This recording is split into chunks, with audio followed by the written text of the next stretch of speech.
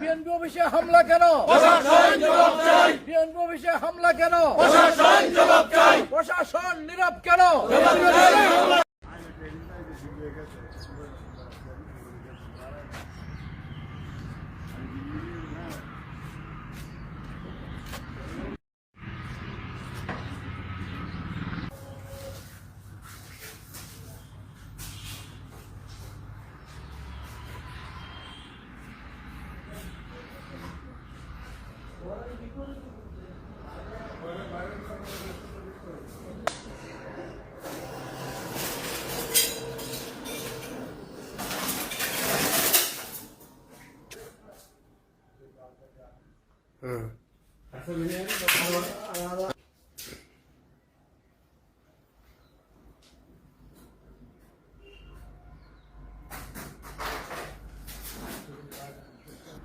কেউ ভিডিও করে নাই?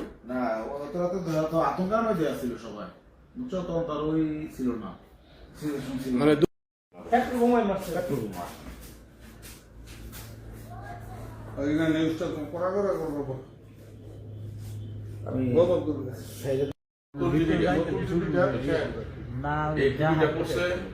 এই যে এখানে টিন যা আছে সবকিছু এখানে বাকি ছিল দেখার অবস্থা। এই যে বাকি ছিল কেন ছবি ছিল আমাদের শহীদ প্রেসিডেন্ট।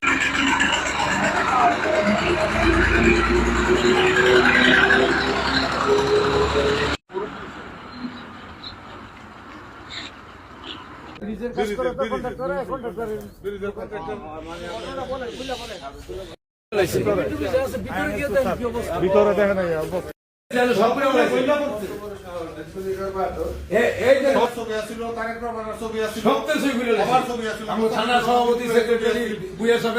তারপরে আপনার থানা সভাপতি সেক্রেটারি বাদরুদ্দিন বাচ্চু, সাড়ে তিনটার পরে তো নামাজার তাই না?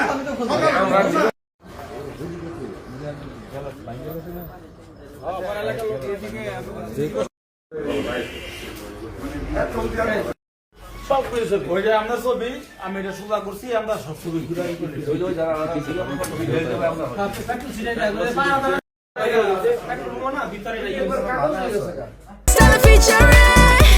next level, well done, side by side, free.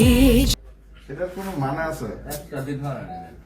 কি হইলো? এরা যারা সহ্য করতে পারে নাই, যারা মাইনা নিতে পারে নাই, এই গণতন্ত্র যারা মাইনা নিতে পারে নাই,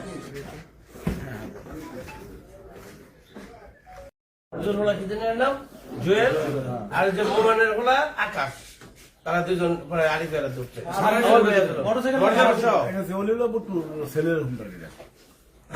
বুট্টু দাদা ছেলের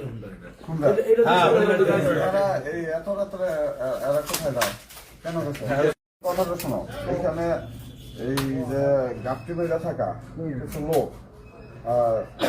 সোজা কথা হইলো এদেশের মানুষের উন্নতি যারা চায় না, যারা গণতন্ত্র চায় না, যারা এই স্বৈরাচারের দোষর, তারাই এই ধরনের কাজ করতে পারে।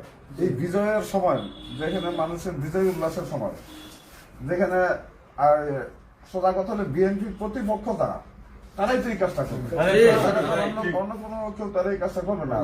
আর বিএনপির প্রতিপক্ষ মানে এদেশের মানুষের জনগণের প্রতিপক্ষ, এদেশের গণতন্ত্রের প্রতিপক্ষ। রাত্র 3:30টার সময় আমি খবর পাইলাম আমাদের রূপগঞ্জ ইউনিয়নের 4 নং ওয়ার্ডের বিএনপির কার্যালয়ে বোম হামলা করেছে। তারপরে জলদি আমরা আমাদের নেতাকর্মী নিয়ে যারা যারা খবর দিয়া ফোনে টোনে কথাবার্তা বলে তো আসি।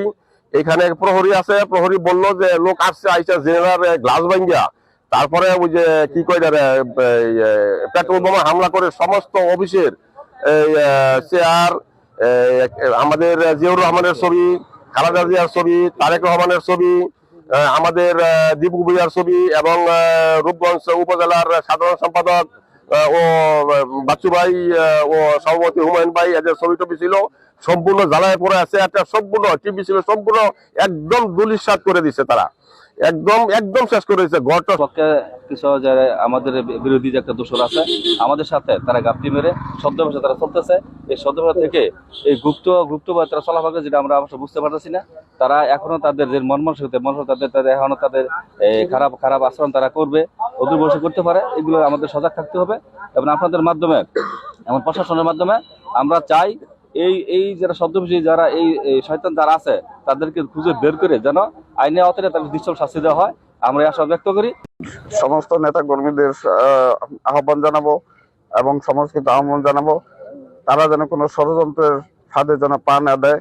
যে কোনো ঘটনা ঘটলে ধৈর্যের সাথে যাতে এটা মোকাবেলা করে এবং কোনো উচ্ছৃঙ্খল আচরণ বা প্রতিপক্ষ যেই হোক বা পরাজিত শক্তি যেই হোক, পরাজিত শক্তির সর্বোচ্চ ঠিকানা হইল বিএনপির কাছে নিরাপদ রাখা, এটাই সর্বোচ্চ কাজ।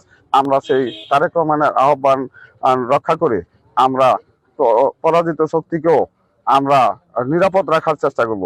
কিন্তু যদি কোনো ষড়যন্ত্র তারা করে, এটা ধৈর্যের সাথে সমস্ত নেতা কর্মীদের আহ্বান জানাবো, তারা যাতে ধৈর্যের সাথে সেটা মোকাবেলা করে, পাল্টা হিসাবে কোনো উচ্ছৃঙ্খল আচরণ যাতে না হয় এবং শান্তি শৃঙ্খলা যাতে বিঘ্ন সৃষ্টি না হয়, জনগণের পাশে থেকে ধৈর্যের সাথে সেটা মোকাবেলা করার জন্য আহ্বান জানাচ্ছি। এই কার্যালয়ের বিষয়ে কি পদক্ষেপ নিচ্ছেন, আইনিভাবে কোনো পদক্ষেপ নিচ্ছেন? হ্যাঁ, কার্যালয়ের আইন শৃঙ্খলা বাহিনীর আমরা শরণাপন্ন হব, তারা আইন প্রকারী সংস্থা যে ব্যবস্থা নেয় সেটার জন্য আমরা অপেক্ষা করব।